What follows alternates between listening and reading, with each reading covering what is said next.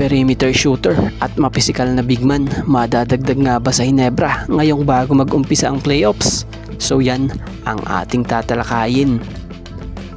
So kasalukuyan ngang pasok na ang Barangay Ginebra sa playoffs, kung saan sa pagtatapos ng elimination round ay nakuha nila ang second spot sa standings. At speaking of Ginebra, tila may rumor na di umano'y batay sa nabasa nating post ni PBA Insider News. Sinasabi rito, I heard that Barangay Ginebra wants to add a big man their team because their other big men on the team are not 100% healthy yet for these playoffs.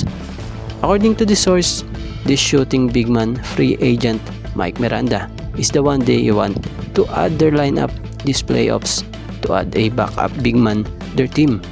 Source, Ginebra Insider. So kung tatalakayin nga natin to bilang opinion at reaksyon natin dito, sa palagay nga natin, nasa free agent siguro or di umano ng NLEX ito. Dahil kung titingnan natin yung final lineup ng NLEX ngayon, this PBA Commissioner's Cup, wala nga po ang pangalan nito. Pero sa buong rosters naman, andun at nakalagay ay FA. So mapapaisip ka na lang talaga, dahil maaaring hindi nga 100% din talaga yung big man ng Ginebra.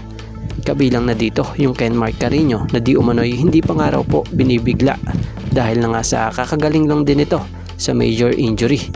So iba din kasi ang laro pag playoffs talagang mas nagiging physical at dikdikan ng laban. So about kay Mike Miranda, bagamat 35-year-old ito at may taas na 6'6", andun pa nga rin po yung kanyang laro.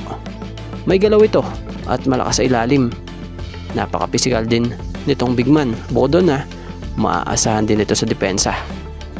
May ihalin tulad nga natin ang estilo ng paglalaro nito sa gaya ng Ginebra big man na si Norbert Torres, dahil may outside shooting rin talaga ito.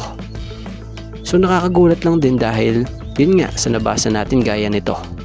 Pero para sa opinion natin idagdag man ng Ginebra ang gaya nitong si Mike Miranda, okay na okay din naman. Pero kung hindi naman, okay din naman.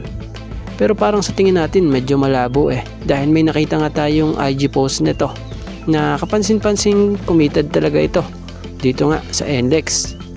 So sa ngayon nililinaw lang po natin, nagbigay nga lamang po tayo ng counting reaction at opinion batay dito sa nabasa natin ito.